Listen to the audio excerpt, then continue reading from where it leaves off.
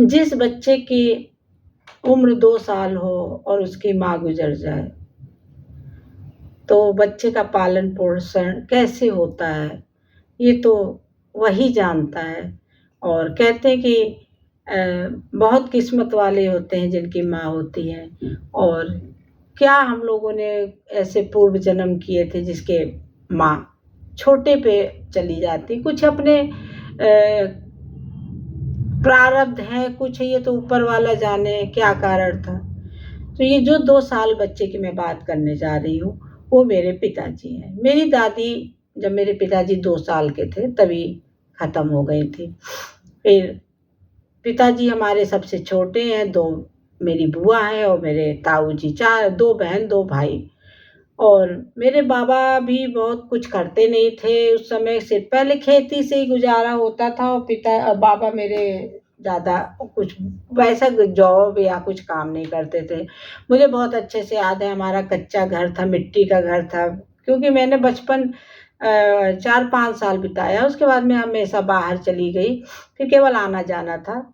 तो मेरे पिताजी बहुत सुंदर, मतलब मेरे पिताजी छोटे में तो बहुत ही सुंदर रहे होंगे, क्योंकि मेरा भाई भी वैसे ही है पिताजी की तरह, बहुत एकदम गोरा सुंदर। और एक भाई बिल्कुल मेरे जैसा है। तो हम लोग जो है, मेरा भाई बड़ा भाई जो है वो पिताजी को पढ़ा है, और जो मेरा छोटा भाई है और मैं अपनी माँ को पढ़े हैं। और मेरी एक बहन भी पिताजी को पढ़ी है। तो दोनों भाई बहुत सुंदर हैं, गोरे हैं, और हम ये एक भाई बहन जो है एक जैसे हैं। तो एक मेरे पिताजी ही बताए करते थे कि अक्सर वो घर की दुख, गरीबी, कैसे जीवन हमने जिया, ये सब बताते थे। और वो ये भी इसलिए भी बताते थे कि हम लोगों को कैसे जीवन में हमेशा दुख-सुख आता है और कैसे जीवन काटना चाहिए। मेरे पिताजी ने बताया कि एक बार 3 साल लगातार अकाल पड़ा था, मतलब बारिश नहीं हुई थी।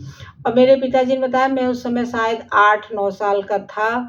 और 44 में शायद पिताजी का मेरे जो है जन्म हुआ है, 44 के आस-पास। और 1950-51 के आस-पास की ये बात है जब अकाल पड़ा था। सन का मुझे कन्फर्म नहीं है, लेकिन 3 साल अकाल पड़ा था।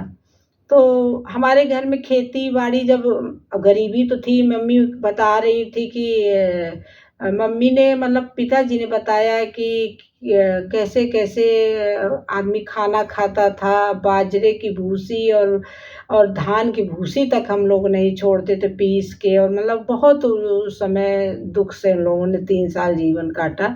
लेकिन हमारे यहाँ एक संत आए थे। आपकी बाबा की हमारी आदत थी कि संत आते थे तो बहुत आदर सम्मान करते थे। तो वो अकाल के समय 3 साल लगातार हमारे यहाँ रहे। लोग घर में जिसके यहाँ खाने के लिए पूरा नहीं हो रहा है, उसमें एक संत 3 साल रह के उन्होंने भोजन किया और उनकी सेवा की गई। जो भी घर में बनता था उनको खिलाया-पिलाया जाता था।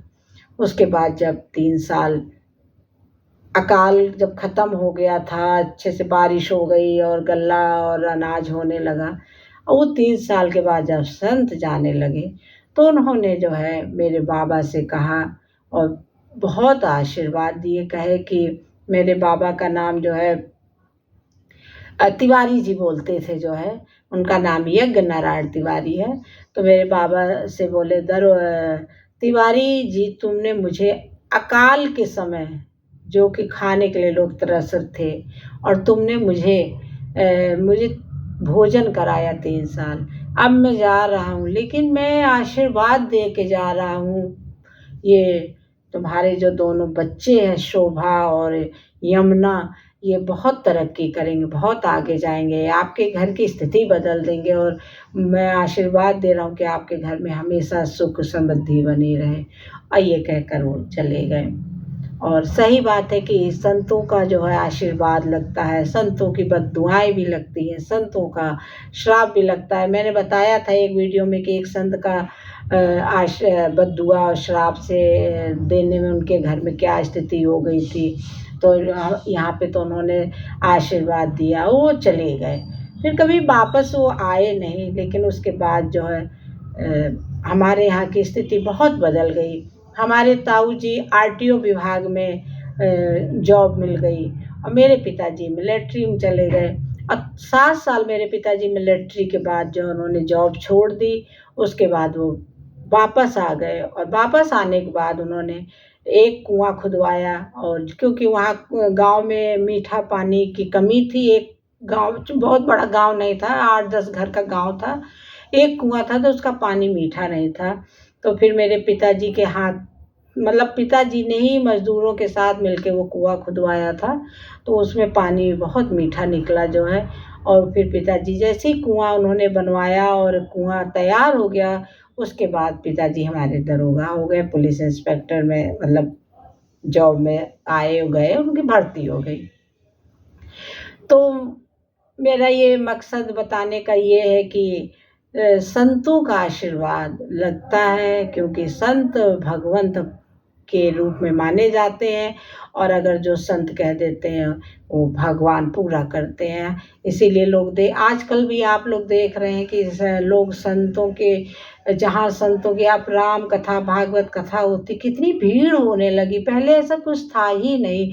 अब तो मैं देख रही हूँ जितना धार्मिक स्थल पे इतनी भीड़। और अभी हमारे प्रयागराज में आपने देखा 60 करोड़ लोगों ने स्नान किया और हम लोग लोकल होके नहीं जा पा रहे थे। और एक दिन मैं गई भी, 5 दिन रुकी और मैं कैसे गई, 6-6 घंटे, जो मेरे यहाँ से 1 घंटे का रास्ता नहीं है, मैं 6 घंटा मुझे लगा, जिसमें मैं आधे से ज़्यादा पैदल चली, उसके बाद में पहुँची जो है। तो धार्मिक स्थलों पे जो है भी भीड़ हो रही है, लोगों का जो है रुझान बदल रहा है, चेंज हो रहा है और बहुत अच्छा लगता है जब आजकल के कम उम्र के बच्चे लोग तीर्थ स्थान पे जा रहे हैं, भगवत गीता सुन रहे हैं, राम कथा सुन रहे हैं। बहुत अच्छा लगता है कि मतलब जाइए, कभी ना कभी तो हमारा समय बदलेगा, कभी ना कभी तो हमारी बुद्धि में अगर हम रोज़ जाएँगे तो एक न दिन कुछ न कुछ हमारे अंदर परिवर्तन आएगा। थोड़ा ही थोड़ा आएगा, लेकिन जाना तो पड़ेगा ही, बिना जाए तो गुज़ारा नहीं होगा। इसलिए जो है हमको सत्संग बहुत ज़रूरी है जीवन में। बिना सत्संग के रामचरितमानस में तुलसीदास जी ने स्पष्ट लिखा है, बिन सत्संग विवेक न होई। सत्संग मतलब ये नहीं है कि आप ज़रूरी है कि आप साधु महात्माओं के पास पहुँच पाएँ, आपके पास समय नहीं है। आज का समय तो सोशल मीडिया है, आप किसी से भी कहीं भी सुन सकते हैं। अच्छे लोगों का साथ करना भी सत्संग है। अच्छे विचार, अच्छे लोगों की जो है जो अच्छी चीज़ें बताने वाले हैं और आपको हमेशा पॉजिटिव बातें बताएँ, ईश्वर के बारे में बताएँ और जो है घर परिवार क्या सबको लेके चलना, सबके आपस में प्रेम रह से रहना। तो ईश्वर का क्या रूप है? मुझे तो यही समझ में आया, अगर मैंने पूरा जो धार्मिक ग्रंथ और सब अगर मेरे अपने विचारों से मैं सोचती हूँ तो यही लगता है, प्रेम का मतलब क्या है? 2.5 अक्षर प्रेम का पढ़े सो पंडित होए। जिसके जीवन में प्रेम नहीं है एक दूसरे के प्रति तो कुछ नहीं है, वो कुछ नहीं कर सकता है। और कुछ मत करिए, अगर आपके जीवन में सबके लिए प्रेम है और सबके लिए श्रद्धा भक्ति है तो आप वो जो है आप सत्संगी खुद हैं। ऐसे लोगों को फिर अच्छे लोग मिलेंगे। देखिए, जो जैसा है होता है वो वही ढूँढता है। जैसे चोर है तो चोर की ही संगत करेगा, शराबी है तो शराबी को ढूँढेगा, बीड़ी पीने वाला बीड़ी पीने वाले को मतलब ढूँढेगा। सत्संगी फिर आदमी सत्संगी को ढूँढेगा, वो शराबी बीड़ी वालों के पास नहीं बैठेगा। जो शाकाहारी है वो मांसाहारी वालों के साथ खाना नहीं खाएगा। तो आप जैसे हैं आप उस तरह जो है धीरे-धीरे वही लोगों को जोड़ने लगेंगे। और कम लोग जोड़िए लेकिन अच्छे लोग जोड़िए। 2 लोग जोड़िए, 4 लोग जोड़िए, अच्छे लोग जोड़िए, भीड़ की क्या ज़रूरत है? बस यही मेरा एक संत के आशीर्वाद की एक घटना आपको बताई। वो भी घर की है, बाहर की नहीं है, सुनी-सुनाई नहीं है, सत्य घटना है। अब मेरे पिताजी तो मेरे बताए बहुत बड़े सत्संगी हैं। वो बहुत अच्छी-अच्छी चीज़ें हम लोगों को बताते थे। उन्हीं विचारों में से, पिताजी के विचारों से, अपनी माँ के विचारों से, कुछ अपने अनुभव विचारों से मैं आप लोगों के सामने शेयर करती रहूँगी कि मैं भी चाहती हूँ कि अ, कुछ अच्छी चीज़ें आप लोग भी सुनें, क्योंकि जो मेरे साथ मैंने घटना सत्य देखी है, तो जब मैं बताऊँगी तब तो आपको पता चलेगा। और मैं नहीं बताऊँगी आप क्या जानेंगे?